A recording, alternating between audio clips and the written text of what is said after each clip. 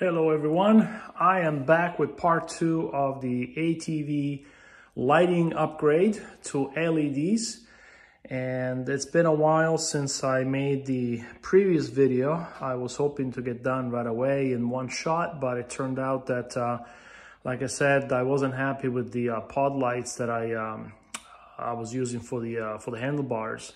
So I was looking for something different, and I think I found something even cool. Also, since then, I installed a winch, which I hope to get a plow for this as well whenever the prices become more reasonable, since I'm not really using the plow 100% of the times. So I need something cheap. But anyways, I installed the winch, and it is a Harbor Freight special. I think it'll do the job fine, again, for what I need. Drilled a hole here in the bracket to mount the eye hook, just to keep it, to have it always there. And all the wiring is neatly run here, solenoid, and then everything runs back to the battery. But back to the lighting here. So last time I described how I connected the daytime, the headlights here to the high beam light and through a relay, which is right here. And so now this is neatly tucked under inside the headlight over here. I described the wiring where I picked up the headlights down here from this green tap over there, and then power running over there as well. So for the headlight handlebar high beam pods, I picked up these guys on eBay, and they're about $20, $21 for the set. And the cool thing about it is that they have this Cobb LED DRL halo angel eyes, they call it, lighting, which of course totally useless, totally unnecessary, but it looks cool. But really what I was after was more of a higher power high beam spot lighting, because again, when you are riding, these guys are going to do basically, you know, about 5 feet in front of the ATV, which is okay for plowing. If you're going at you know, 30 miles an hour in the woods or whatever, you need something that shoots far. And so I wanted something that goes far. And again, the LED bulb that I put in here, I put it in just really to match the color of all the lighting around here, but I know it's not going to do anything at all, so totally useless. So these are the guys that are going to rely on. So now when you turn the key on, which was on, and you turn the low beam on, the light on the bottom here come on, and these DRLs come on. They also have this red bar on the bottom there. I don't know really what the purpose of that is, but hey, it looks cool. I don't know how well it comes out on video. Let me shut off some lights. Maybe you can see a little better. So it looks cool. And then when you turn on the high beams, the DRLs again stay on, and now those guys come on full power. Now it turns out that those headlight pods have a couple of different modes, which are activated by basically cutting power on, off, and then turning it back on, you know, within a second or so. So if I flicker these guys, now they are lower intensity. Flick them again, they flash. And if I actually flick the DRLs on a second time, those flash as well, okay? So again, then I guess I can turn those on and they'll stay flashing. So the control of the DRLs versus the light inside are separate. And so here's the wiring that comes off of it. So basically you have a red and a black wire, which is the lights in the middle, in the center there. Then you have a yellow wire, which is what, of course, plus the ground, which controls the DRLs. And what I did to pick those up, I basically ran an additional wire.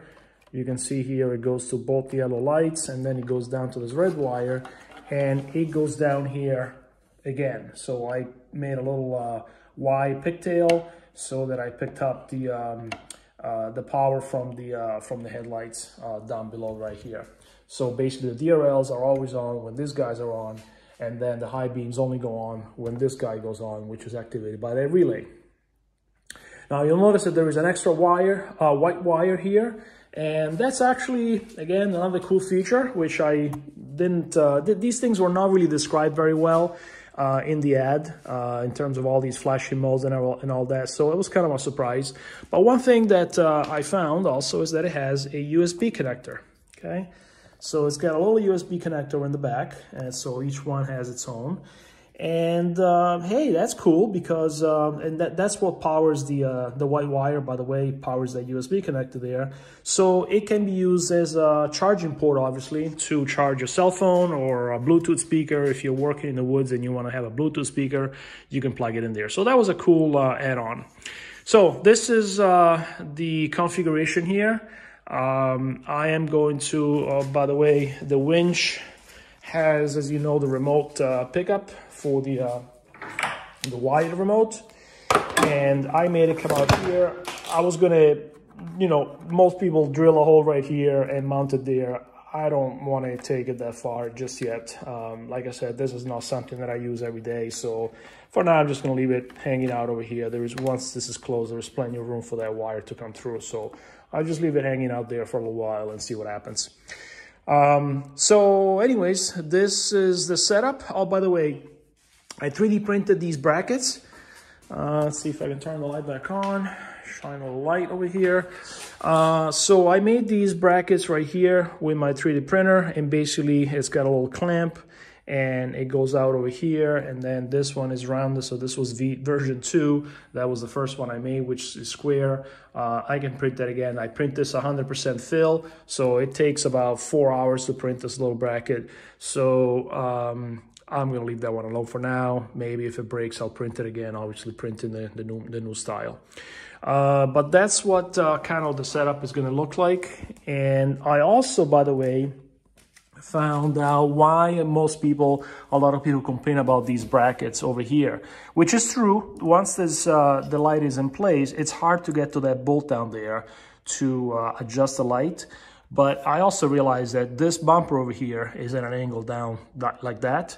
So when you put the light on, you have to really crank it all the way down, and the nut hits the bracket down on the bottom there, so the nut can't turn anymore. And you have to put it in such a way where the light still tends to be tilted up just a little bit.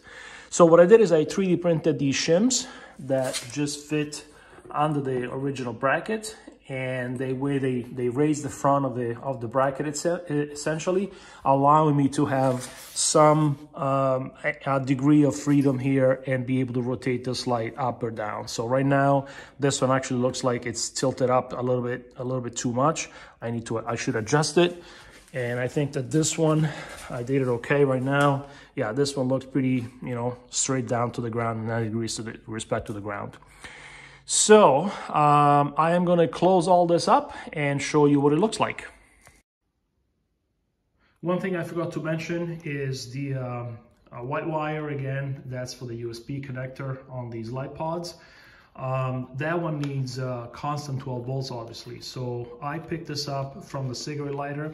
I could have gone down again to this red and white wire that's down here. Easy enough, but instead, just to be different, I decided to make again another little Y pigtail that essentially picks up the power from the cigarette lighter. The original wire is right there. You can see the red one. It goes into this connector, which gives me a Y connection, and one goes back to the cigarette lighter, obviously. Then one goes here, and one goes right here. Okay, so that when the key is on, the USB connector is on. Okay, everyone, finally get to do a night shot of the dew lights. As you can hopefully see, the lower LED lights are pretty decent. So those trees down there are about 100 feet away. There is actually more light on camera, truthfully. It's not as bright in real life here. but they still do a pretty decent job, and it spreads quite okay. Here's what it looks like from the front. Spreads open a little bit. You see the DRL lights of the spots that are mounted on the handlebar with the silly red lights underneath. I'll get a little closer here, hopefully you can see that. Okay, so those are blue DRLs with a red stripe underneath. Again, it just kind of came with it. So, and then here is the high beam. Okay, so as you recall, when I turn the high beams on, both the lower lights and the high beam lights go on, and the spotlights turn on at full brightness, and so basically they illuminate a little bit better. I made them so that they're movable, so you can see where the spot is. Okay, so over there is probably about 75 feet away, and maybe I need to turn this one a little bit more as well. It's actually the first time I see this at outside. So, but it does a pretty decent job for what all this stuff costs. You know, these were about $18 actually.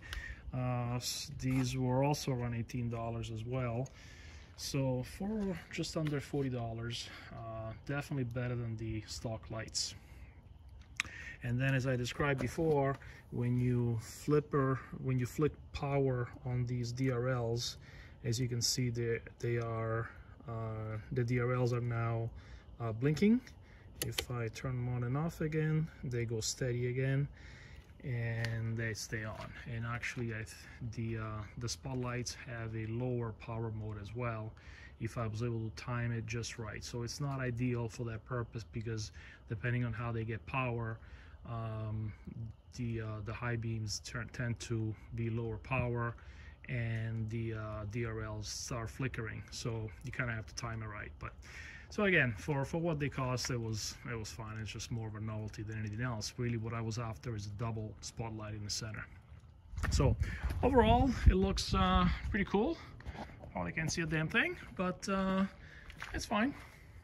Okay, so I also made a video on this box, so that's coming up shortly as well.